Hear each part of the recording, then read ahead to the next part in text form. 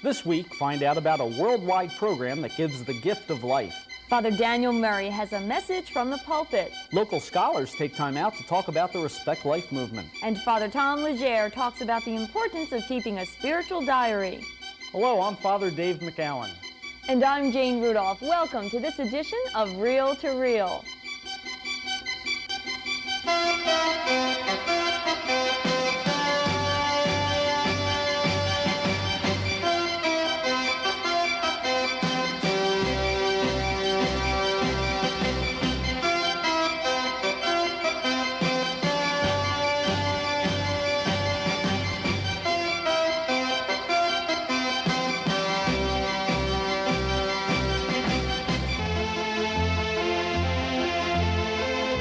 Good evening and welcome.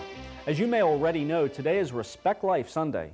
The Respect Life movement has been growing ever since 1972, when the church first spoke out in opposition to the Supreme Court's decision on legalized abortion. This is usually the all-important issue that comes to mind when the words respect life are mentioned. But the words respect life encompass more than just an opposition to abortion.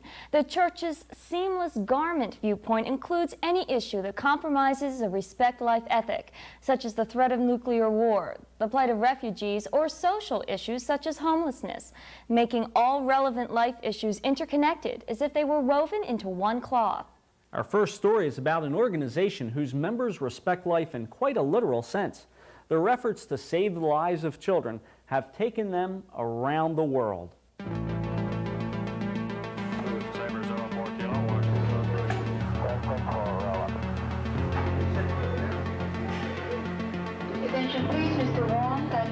In terms of any of the symptoms or any of the conditions that the children come to the hospital with, it really ranges over a full scope of cardiac problems.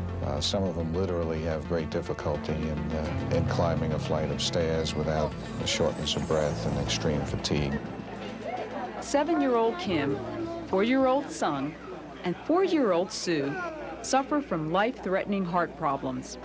They are from Korea, where it is difficult to get the needed medical care for their conditions. But today, they're about to receive a most precious gift, the prospect of a healthy life. This thanks to a special program called The Gift of Life.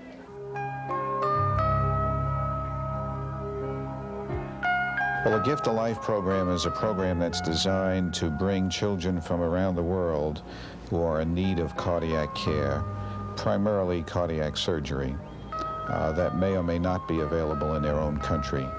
And the children come in, as I like to say, they go out pink, but they come in blue in many instances. There are some serious cases, things that are deemed to be inoperable in other countries, that come here, and because of the expertise and so on that our surgeons have and our staff has, they're able to deal with a lot of these cases. Dr. Bob Vizza is the President and Chief Executive Officer at St. Francis Hospital on Long Island, a hospital known as one of the leading cardiac care facilities in the nation. The story of the Gift of Life began here more than 14 years ago, thanks to the unique idea of the Manhasset Rotary Club and St. Francis.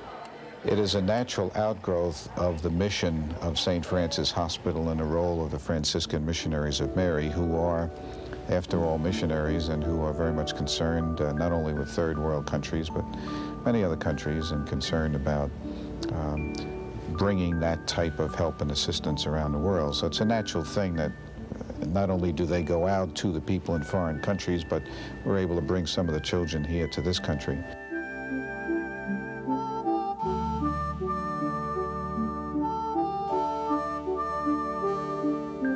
The Gift of Life has brought hope to more than 450 children from 19 different countries, and more continue to come here from Mexico, Korea, Poland, and Uganda. This international and humanitarian effort is why First Lady Nancy Reagan brought 2 children over from Seoul, Korea in 1983. It is also why comedian Jerry Lewis became involved. Smile. You got a little smile left? Come on. Come on, Aaron. I think that the most important thing is that high tech isn't only the answer. I think there's a lot of love and a lot of care and tremendous amount of involvement. You can tell from every member of the staff that they love those children. And I think that that will give them a greater rehabilitation than the actual operation itself. You want to get rid of the pillow? Here, try this, Aaron.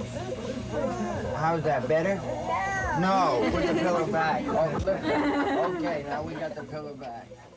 You need the blue light too, or just the magnifying light? The cost of the children's medical care can range from $20,000 to $100,000.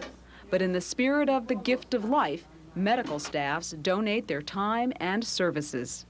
They will go through a series of diagnostic procedures. They have received certain screening in their own country, and there are certain symptoms which indicate that they would be candidates for the kind of surgery and procedures that are available here. Our surgeons and physicians will take a look at them, and they'll put them through a whole host of diagnostic procedures. How old is he? This is a 4-year-old Korean kid who just arrived to St. Francis Hospital, and after quick examination has probably ventricular-septal defect, which is a communication between both ventricles, and has a murmur, systolic murmur we call. Right, I want to get those hands out. Sue, Kim, and Sung are all suffering from the same ailment. They have holes in their tiny little hearts. To be this sick is scary enough, but imagine being a small child in a foreign land as strangers poke and prick at you. Pediatric nurse Terry Benedict. They are very frightened. You can see that they're frightened when they come. Sue, he was fine when he came, and he had a heart catheterization, and it kind of knocked him out for a day or so, and he wasn't feeling very well yesterday, but now today, he's in full swing. He's a cutie too. He's quiet, but he's got an impishness in him. He's really cute. And then Kim, the little girl, she's very quiet. She's a little lady. She's very quiet. She plays with the two boys. She's very reserved. Song, and he's 4 years old, and he's real tiny for his age. I'm very attached to him already. I'm going to start crying just thinking about it. This is upsetting me. He's a cutie. He came sick. He came with pneumonia, and he was really sick. It's interesting to see the children acclimate, actually. When I had occasion to visit with some who, either before or after their open heart surgery, especially children from Korea, they would say something in Korean to me and then immediately say, "I love you." So they learn phrases like that, and some of them leave just being able to say those few phrases, but it's quite an experience. Part of making the children feel more comfortable during their physical ordeal is to provide them with familiar surroundings, everything from a 24-hour interpreter to the hospital's version of Korean cuisine. Registered dietitian Barbara Spencer. This is sticky rice, and what they do with that, or why they prefer this to American rice, is that they use pressed seaweed or nori, and they roll the rice up into the seaweed and eat it like that. They like to put the kimchi in, which is a pickled cabbage. This little boy happens to like this breakfast, lunch, and dinner. The other children right now are enjoying experimenting with American foods. It's a very traumatic experience for them to be thrust into a foreign country and to be thrust into such a frightening prospect as going through open heart surgery, and everything is totally strange. The language is strange. They're not in their family surroundings and so on. And again, some of the Franciscan missionaries of Mary work with the children while they're here. They kind of run the hospitality suite, and they become known as grandmothers to these children. They're called grandmothers by some of the children in their native tongue. And they try to bring the parent, if you will, or the grandparent, that type of a relationship to the child so that some of the edge is taken off of the child. The Gift of Life is more than just a program about medical intervention. It's about bridges of friendship and peace. A friendship and peace that only a child can spark, says Tony Zeno, one of the founders of the Gift of Life program and a member of the Manhasset Rotary Club. Well, I think the most beautiful part about this program is a tremendous impact it's had internationally in developing goodwill and friendship and understanding between people of various ethnic groups.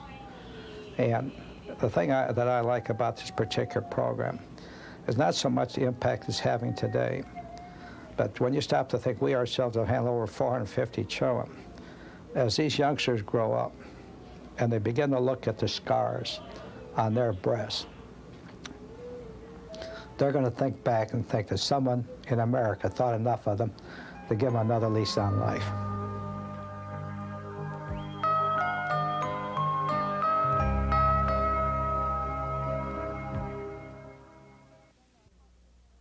To see these people reach out and extend their hearts and hands to children in need is really encouraging. And surely there are countless more behind the scenes who embody the true spirit of Christ by giving of themselves selflessly and really making a difference in the lives of these children. I think it's a good invitation to all of us to lend a helping hand. It's always needed somewhere. Don't go away, we'll be right back.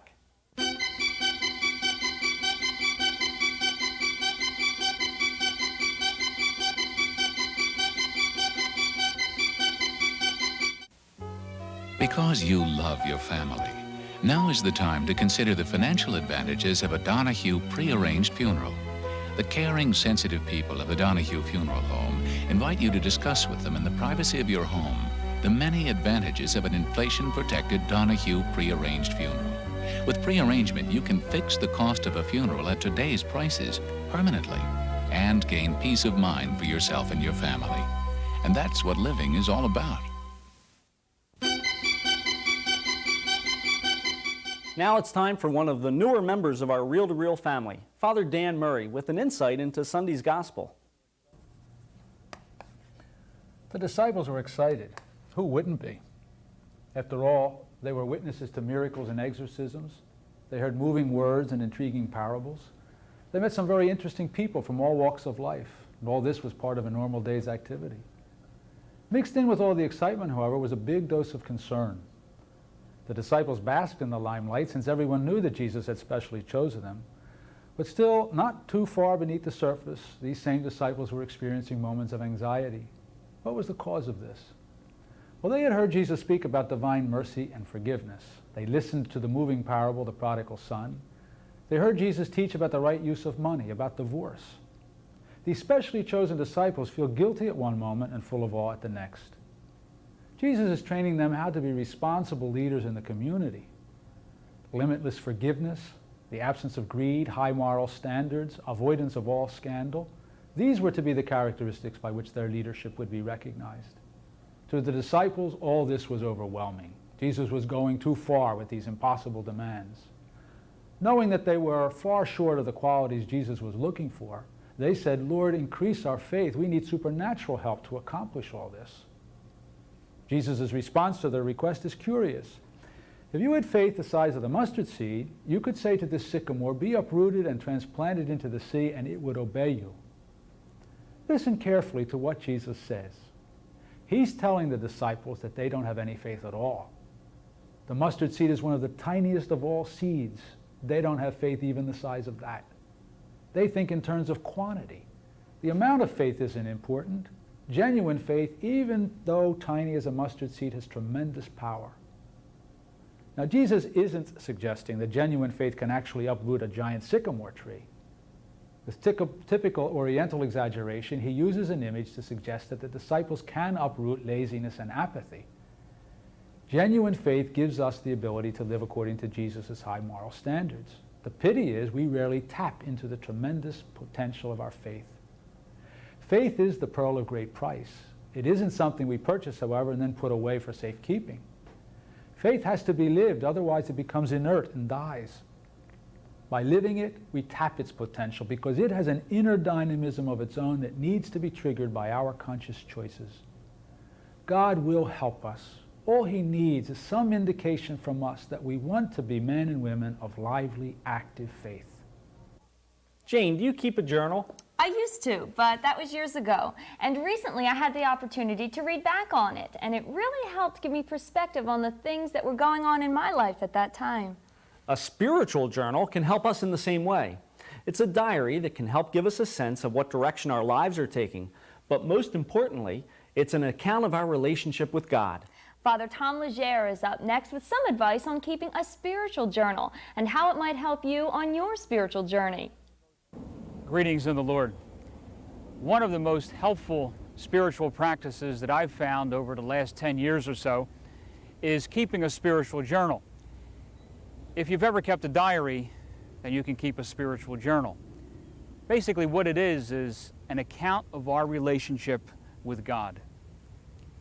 One slight difference that I employ is that I write this account in the form of a dialogue, a letter to God every day.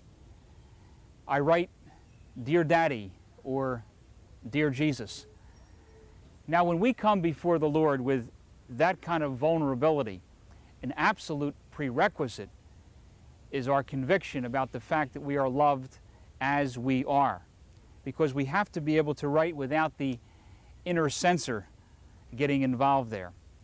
I try to write first thing in the morning. I usually try to record my dreams before I get out of bed in the morning. And then the very last thing I do before I retire for the evening is sit down and try to take a look over the past day and write down the different things that have happened to me and what their spiritual meaning might be. And as I write then, the one thing I'm looking for is to write with complete honesty. Hopefully no one is ever going to come across this book, because I'm trying to just come before the Lord exactly as I am. Thomas Merton kept a spiritual journal, but he insisted that it be published posthumously to encourage his honesty. The same thing with Carl Jung. He wrote his spiritual autobiography, and he too wished that it be published posthumously. There are two major benefits that I can think in keeping a spiritual journal. The first has to do with giving us a sense of direction in life. You know how it is, sometimes you feel that things are just happening to you randomly by coincidence. Well, if you look back over your spiritual journal of the past couple of weeks or past couple of months or even past couple of years, you see that without a doubt there has been a plan unfolding in our lives. In fact, you can even take that word coincidence and throw it out of your spiritual vocabulary. The second benefit that I find in keeping a spiritual journal is it gives us a sense of perspective. Yesterday's tragedy, when looked upon today, is really not all that bad. You know how it is. Sometimes you get real discouraged and you just don't feel that there's any light at the end of the tunnel. But when you look back over the past couple of months or so, you see that there have been those peaks and valleys, and somehow we've got through them all, and we'll get through this particular difficulty that we're going through too. There is a technique of trying to study how to write most effectively in a spiritual journal. It's called the Ira Progoff technique. Those workshops are available in the area. But you don't have to do anything quite that complicated. If you can write a letter to a friend, then you can keep a spiritual journal. I know I have found it personally to be extremely valuable as a means for me to get in touch with myself and to get in touch with the Lord every day. Thank you, Father. Don't go away. We'll be right back.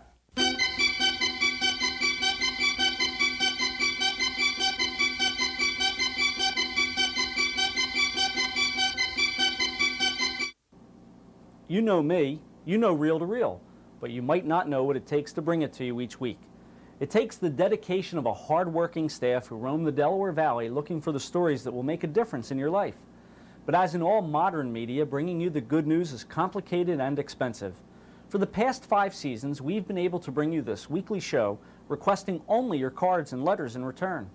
If you're a new viewer, or if you've enjoyed the message of Reel to Reel over these past years, we'd like to thank you for watching and invite you to participate in this venture by actively supporting the show. Today, with costs rising all around us, we need your financial support. A donation of $5, $10, $20, or whatever you can send would help ensure the continued presence of this program. Send your contributions to Reel, 222 North 17th Street, room 907, Philadelphia, PA 19103. That's Reel to Reel, 222 North 17th Street, room 907, Philadelphia, PA 19103. Thank you.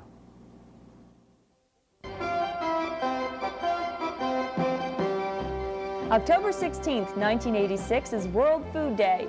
Local dioceses are asking for your support to touch a hungry world with prayer, fasting, and an offering of food. If you can be of service, or if you have an offering of food, you can call your local parish for more information. Or in Philadelphia, call Nutritional Development Services at 215-587-3766. In Camden, call Catholic Relief Services at 609-756-7907. Today we have become a high-tech society, and because of the advancements in technology, our lives are all a little easier. But the changes have brought both advantages and disadvantages. In our own lifetime, we have seen a change in how society thinks and acts. If you have a problem, solve it. Don't worry about the long-term consequences. We can deal with that later. This is the kind of mindset that demands a real examination of the meaning of our actions and technology. But how did we get to where we are today? And can movements such as Respect for Life bring back the care and concern for the sanctity of human life? We recently addressed these and other questions about the Respect Life movement to local Catholic college professors. Where have we as human beings gone wrong? We live in a society that allows abortion, drugs, poverty, and even the threat of nuclear war to hang over its head. What has happened to individual values and respect for life? Father Francis Meehan is a moral theologian and professor of theology at Immaculata College in Immaculata, Pennsylvania. A lot of times we always think in terms that it's the individual's personal values that are moved from the individual out there to society. And sometimes we forget that it's also vice versa, that the society's values have a tremendous impact on us. And so sometimes the way things work in society, when there's, for example, in our society, a tremendous amount of competitiveness in the economic area, sometimes that can have its effect on individuals and their whole mode of thinking. So that what happens is one can develop an atmosphere in which sensitivity to life is absent or is at least diminished. This desire to succeed, to be number one, to live life in the fast lane is having its effect on society. So thinks Sister Eileen Dolores, professor of psychology at Immaculata College. So we are all experiencing cognitive overload, and we have a choice of how to deal with it. Some people get burned out. Some people get drugged out. Some people cop out. Some people hang in, struggling with it. And obviously the desirable thing would be to try to hang in and control it instead of be controlled by it. But in a world where technology is adding changes to our lives daily, it is hard to remain unaffected. Dr. Eugene Fitzgerald, Associate Professor of Philosophy at LaSalle University in Philadelphia, sees technology as affecting how we make decisions. The newer technologies made it easier and quicker to do things. It also, I think, had a certain economy about it. And it also created a kind of mentality where people were looking for quick fix solutions to many problems that really couldn't accommodate themselves to the quick fix solutions. Technological quick fix. If we want to drop a bomb from a B-52, it's all done in a sanitized way. We just push a button. You know, we don't see the effects. And then when someone shows us the effects, that can be a liberating truth. But unfortunately, technology can blind us to what happens to human bodies. You know, you can live in a sanitized world, and so you have a kind of attitude of quick gratification, quick solution. You don't have to see problems. You don't have to see the poor. And so sensitivity towards life goes right down the drain, you know. But we don't even say it that way. We're so blinded by our immediate atmosphere of personal living. It may sound strange to say this, but I think that what we find missing today is a lack of passion. real passion, where I'm committed. And I'm talking about the passion that can be expressed by the saint, the social reformer, the teacher, the writer, the artist, or even the passion expressed by someone like Mother Teresa of Calcutta. I wonder how many people realize that this woman is a dynamo of passion. Why? Because she loves, she cares. She's not apathetic. To make a difference, three things are necessary: awareness, reflection, and action. Respect Life is increasing awareness. Definitely, it's increasing awareness. Whether or not people are reflecting on it is only going to be assessed over the long range. And to what degree they are acting on it is very hard to determine. But I think Respect Life should take great pride in the degree to which it has increased awareness. There's a tremendous renewal going on in certainly in the Catholic Church in the past 15 years, 20 years. And it's really asking people to be more public-oriented in their faith practice and to care about what's going on. And that takes a certain energy level, and it takes certain learning and being willing to learn. And people are truly demanding of public people, candidates for office. They're wanting to know what position are you taking, and why are you taking it, and why not? And that's a wonderful thing. That's important because it's making people responsible. In our country, participation in the formation of laws in the democratic process is not a privilege but a duty. We have a responsibility to be good citizens, to live according to the law. We do not force our beliefs on others, but when human rights are threatened through unjust laws, then we must make our voices heard. These are the words of John Cardinal Kroll, read in churches throughout the Archdiocese of Philadelphia today. In Catholic churches around the country today, similar messages of support for the Respect Life movement were expressed. Showing respect for life is not a matter to be taken lightly. Your support and involvement is needed. If you want to take part, we can put you in touch. Contact us here at Real to Real, 222 North 17th Street, room 907, Philadelphia, PA 19103. Or call us during business hours at area code 215-668-9842. Coming up next week, we'll meet an artist who's a real cut-up. Mike Gallagher is back to take on aliens. Old world craftsmanship lives on in Pittsburgh, PA. Father Art Smith has advice on stress. And we'll see how a religious order is using modern solutions for age-old problems. Thank you for joining us, and we look forward to seeing you next week. Good night. Good night, and have a peaceful week, remembering that Jesus is Lord.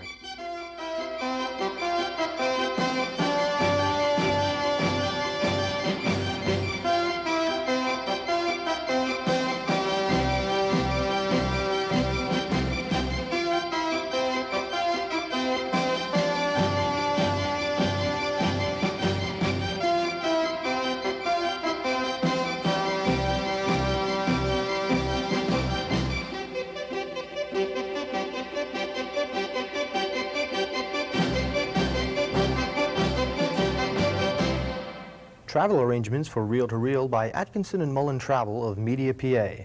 Phone area 215-565-7070.